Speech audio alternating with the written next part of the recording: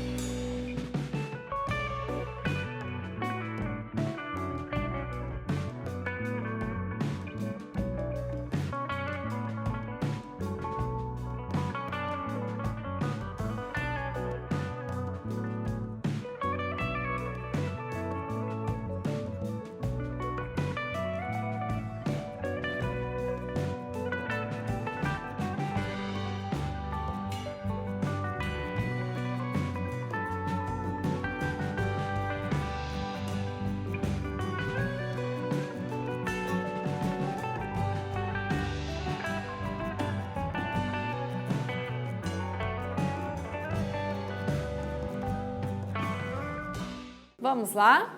Então, primeiro, nós temos que pegar e organizar essas ideias, né? Então, vou pegar as ideias principais do exemplo, do exercício, e vou colocar aqui, ó. São 6 caixas com 6 lápis. São 8 caixas com 12 lápis e uma caixa só com 24 lápis, ok?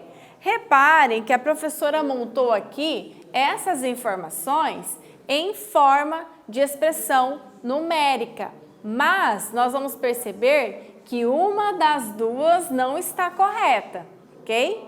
Vamos lá, ó, 6 caixas com 6 lápis, mais 8 caixas com 12 lápis, mais uma caixa com 24 lápis, né?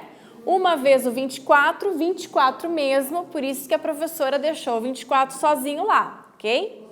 Então, percebam aqui que na resolução 1, tanto na resolução 2, eu tenho que começar resolvendo pela multiplicação. Então, veja, eu começo fazendo pela multiplicação. 6 vezes 6, 36. 8 vezes 12. Só que percebam que aqui, ó, ele não fez essa multiplicação, né?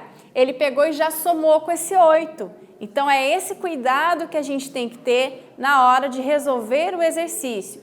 Qual seria a forma correta? A forma correta seria a resolução 2, ok? Onde você vai resolver primeiro as multiplicações. Então, 6 vezes 6, 36. 8 vezes 12, 96. Mais 24. Então, a soma de todos esses valores, 156. Olha a diferença se eu fizesse da forma anterior, ok? Então, o exercício, né, correto seria a resolução 2. Então, ó, está incorreta porque eu deveria ter feito lá na resolução 1 a multiplicação primeiro e não a soma, ok? Certo? Bom, se você também fez assim, ó, separadamente os valores e depois somou, também está correto, ok? Mas esse exercício nós também podemos representá-lo em forma de expressão numérica. Então, a resposta correta, 156 lápis, ok? Espero que você tenha acertado. Vamos para o nosso praticando 2? Olha lá. No praticando 2, ele pede para você determinar o valor das expressões. Bom, tomem cuidado, vejam quais são as operações que vocês têm que fazer primeiro, né? Lembrando que primeiro são as raízes e as potências, depois divisão e multiplicação e por último soma e subtração. Então a professora vai dar um tempinho e já voltamos.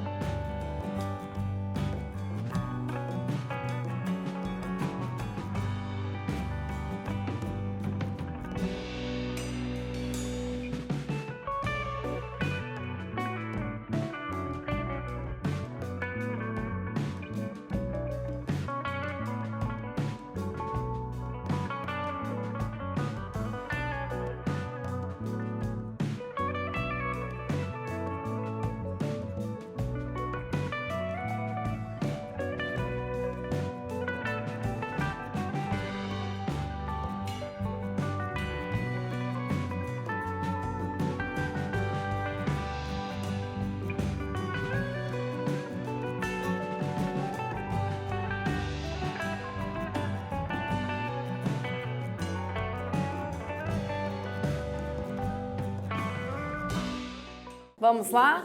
Na letra A, veja, eu tenho multiplicação e soma. Então, nós vamos resolver primeiro a multiplicação e depois a soma. Menos 3 vezes menos 8, olha lá, estamos multiplicando dois números negativos. Então, o resultado fica positivo, mais 24. Abaixo esse mais e menos 2 vezes menos 6, mais 12. Sobrou só uma soma. 24 mais 12, 36. Na letra B, olha lá, temos uma raiz quadrada. Então, nós começamos resolvendo pela raiz. Raiz quadrada de 9 é 3. Sobra a multiplicação, soma e subtração. Quem nós resolvemos agora? Multiplicação. Menos 2 vezes menos 7, mais 14. Ó, o que você não resolve, você vai abaixando aqui do ladinho, tá? Então, sobra uma soma e uma subtração. Então, a soma e a subtração podemos resolver na forma em que aparece. Resultado, 11. E na letra C, olha lá, temos potência, resolvemos as potências, depois a divisão e depois soma e subtração na ordem em que aparece. Então, resultado da letra C, menos 60, ok? Bom, nesta aula, nós falamos sobre a resolução de algumas expressões numéricas e falamos sobre a importância de seguirmos as regras. Eu espero que vocês tenham gostado e até breve!